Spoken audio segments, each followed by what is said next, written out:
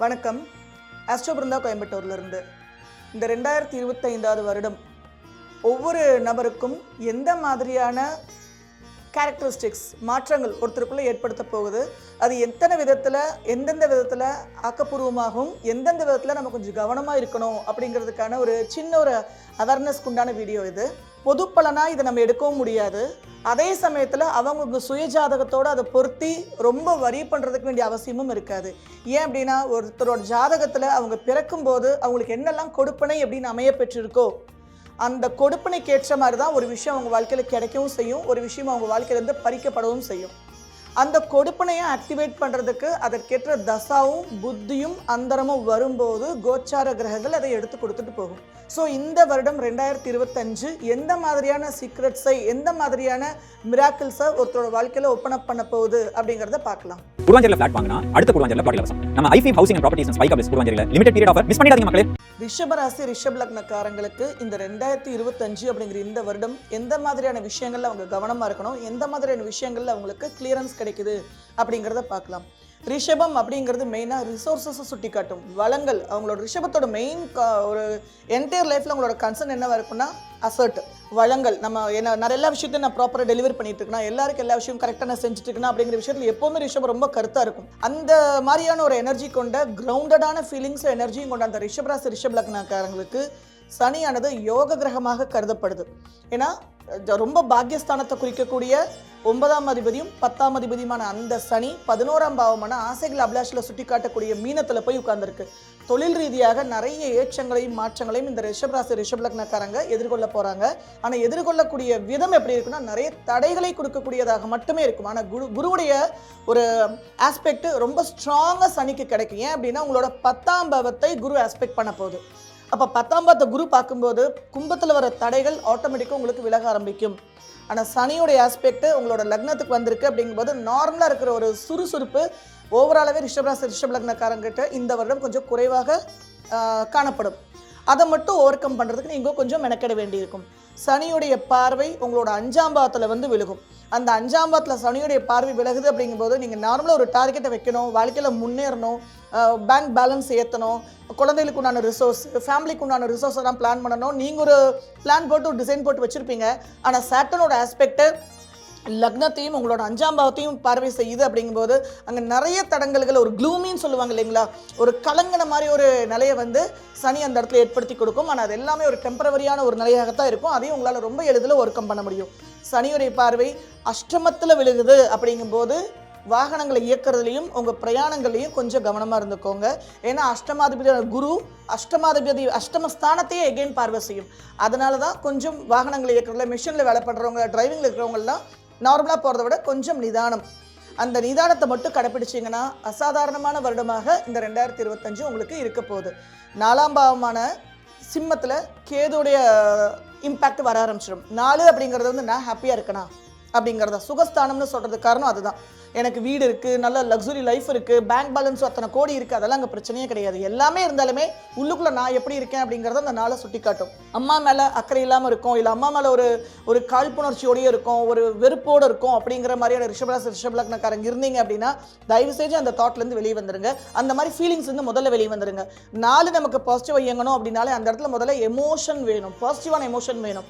4 already Ketu வந்துருச்சு, 4 already சிம்மமாகவே உங்களுக்கு இருக்குது. அந்த இடத்துல எப்போவுமே ஒரு ஈகோ இருக்கும். கமாண்டிங் அத்தாரிட்டி தான் 4ஆம் பாவத்தில் ரிஷபராசி ரிஷப் லக்னக்காரங்க நார்மலாக அப்படி தான் ஃபீல் பண்ணுவாங்க. எங்கள் அம்மா ரொம்ப ஸ்ட்ரிக்ட்டு, எங்கள் அம்மா ரொம்ப ஒரு கமாண்ட் பண்ணிகிட்டே இருப்பாங்க, அதிகாரம் பண்ணிகிட்டே இருப்பாங்க. ரிஷபத்துக்கு எப்போவுமே ஒரு கம்ப்ளைண்ட் இருக்கும்.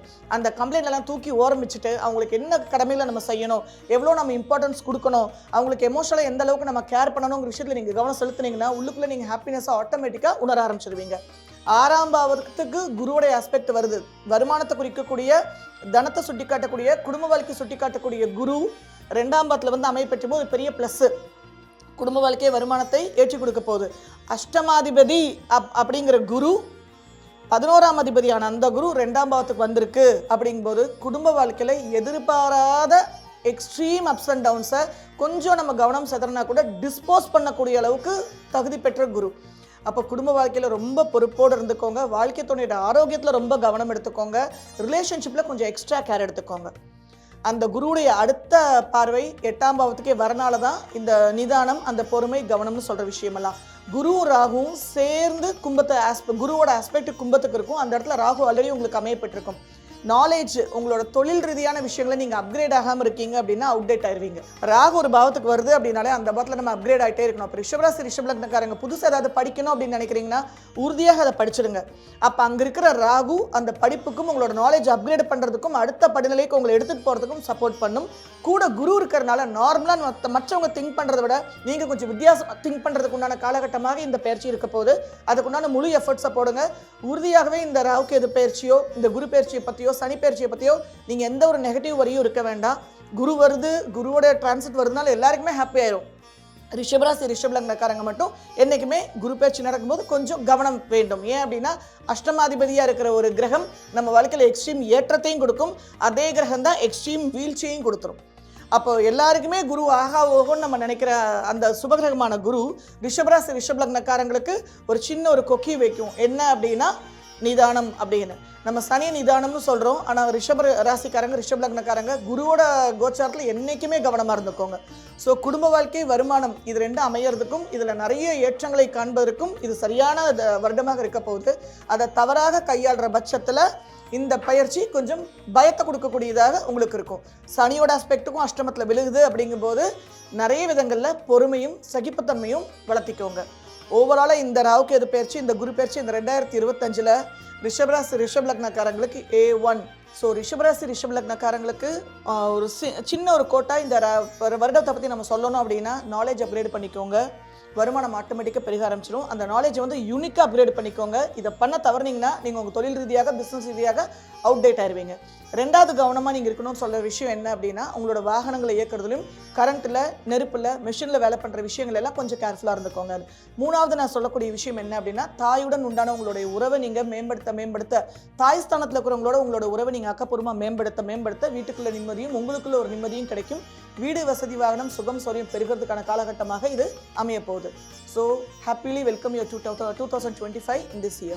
மேஷராசி மேஷ லக்னக்காரங்களுக்கு இந்த 2025 அப்படிங்கிற இந்த வருடம் எந்த மாதிரி விஷயங்களில் அவங்க கொஞ்சம் கவனமாக இருக்கணும், எந்த மாதிரி விஷயங்களில் அவங்களுக்கு ஓப்பன் அப் ஆகுது. மேஷம் ஆல்வேஸ் லீட் எடுக்கிறவங்க. ஒரு 4 பேர் நிற்கிறாங்க, அந்த 4 பேருக்கு நடுவில் ஒருத்தர் முன்னால் கால் எடுத்து வச்சுட்டு ஃபஸ்ட்டாக இரு நான் பார்க்குறேன் அப்படின்னு சொல்ல ஒரு ஆள் முன்னால் வராங்க அப்படின்னாலே அங்கே மேஷம் ஆக்டிவேட் ஆகிடுச்சுன்னு அர்த்தம். கோ கெட்டர் என்றைக்குமே மேஷம். அந்த மேஷராசி மேஷ லக்னக்காரங்களுக்கு சனி 10ஆம் அதிபதியான தொழில், கீர்த்தி, புகழ், அடையாளத்தை குறிக்கக்கூடிய கிரகமாகவும் அவங்களோட ஆசைகளை அபிலாஷைகளை ஃபுல்ஃபில் பண்ணக்கூடிய கிரகமாகவும் இருக்குது. ஆனால் அதே 11ஆம் அதிபதி தான் அப்ஸ்டாக்கல்ஸ், தடைகளை குறிக்கக்கூடிய ராசியும் கூட அந்த கும்பம். அந்த 10-11 கூடிய சனி 12ஆம் பாவமான கிவ் அவே. குருவாஞ்சேரியில் ஃபிளாட் வாங்கினா அடுத்த குருவாஞ்சேரியில் பிளாட் இலவசம். நம்ம ஐஃபி housing and properties spike ups குருவாஞ்சேரியில் லிமிடெட் பீரியட் ஆஃபர் மிஸ் பண்ணிடாதீங்க மக்களே.